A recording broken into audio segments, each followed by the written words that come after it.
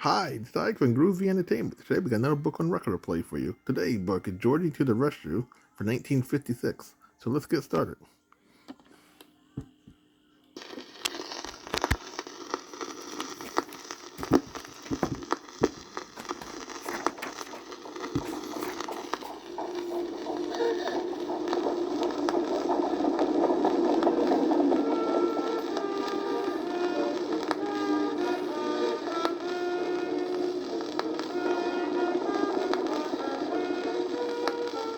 This story is called Georgie to the Rescue.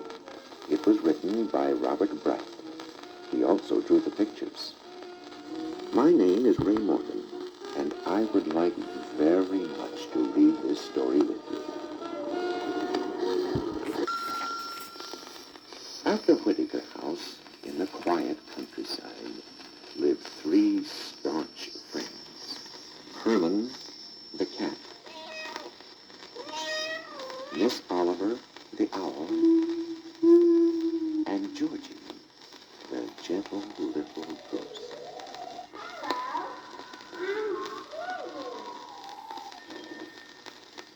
Every night, Georgie would creak the stairs and squeak the parlor door. And then Herman would prowl after his favorite mouse. And Miss Oliver would waken and hoot in her favorite tree, while Mr. and Mrs. Whittaker would yawn and know it was time for bed. So everything went peacefully and properly, until one time Mr. and Mrs. Whittaker had a notion to visit the city. They decided to take Herman along. Miss Oliver could not imagine Herman going without her and left her favorite tree.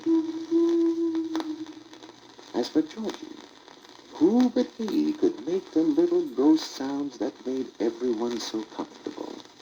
So Georgie said goodbye to his favorite attic.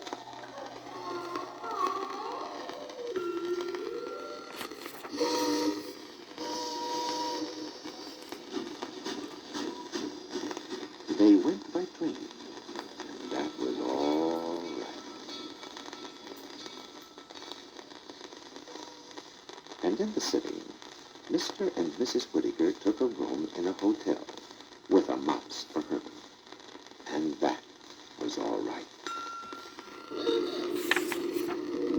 And while Miss Oliver couldn't see a tree anywhere, she found herself a perch on a handy flagpole, and that seemed all right. But Georgie had to find something to creak and to squeak, of course. The stairs wouldn't do. The doors wouldn't do at all. But the elevator was quite satisfactory, because it was an old one, and clickered and clackered and even wheezed a bit, the way Georgie ran it.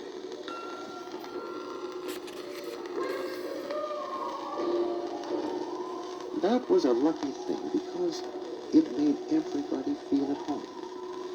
Mr. and Mrs. Whittaker could sleep better. Herman could prowl better. And Miss Oliver could wake up properly and say, "Ooh," on the flagpole, just as she had always done at home in her favorite tree.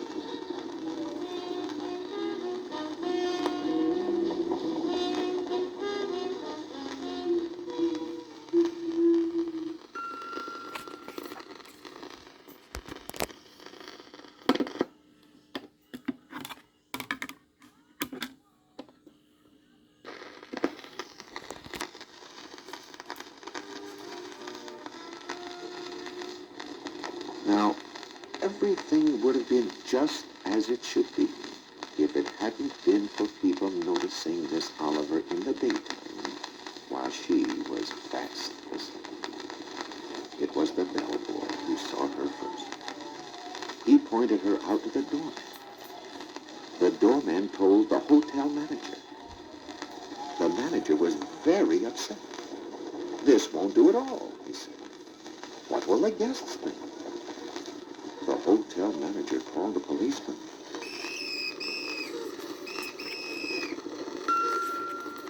The policeman called the fireman.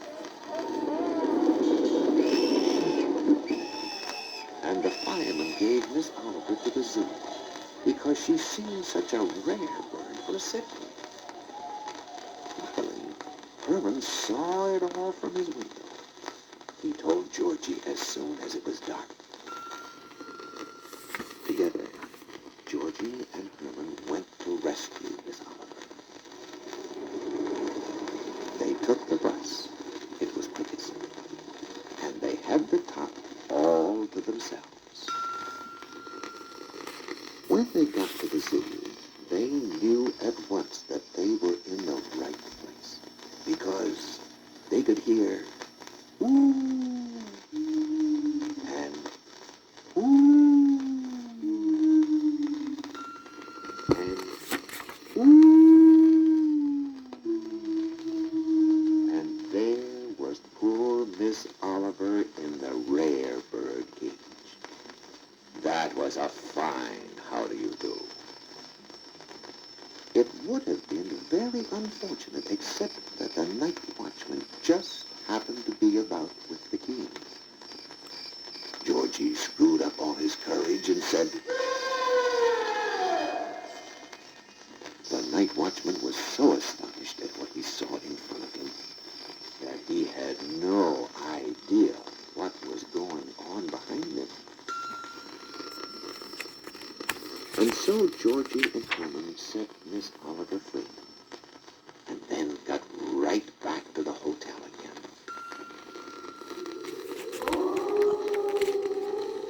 So that Georgie could clicker and clacker and even wheeze the old elevator again. And Mr. and Mrs. Whittaker could sleep properly again. And Herman could prowl properly again. But Miss Oliver found herself a perch where nobody would bother her again. And went on to sleep until Georgie told her that it was time to go back to the country again. And they all took the train again and got home lickety-split. Thank goodness.